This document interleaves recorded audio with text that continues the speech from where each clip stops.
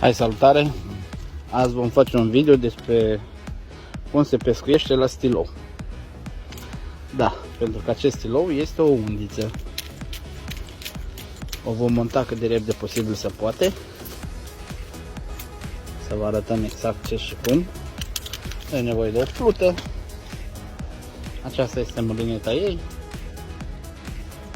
Metalică toată.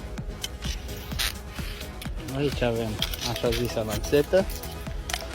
O să încerc să fac cât de bine pot și cât de repede pot. Așa. Hai să luăm noi asta. Uite aici așa frumos. Să o scoatem afară în prim plan asta, să se vadă inelele. Ia să vedem noi. Nu știu cât de bine se vede pentru că e foarte micuță. După aia pun videoclipul pe pauză și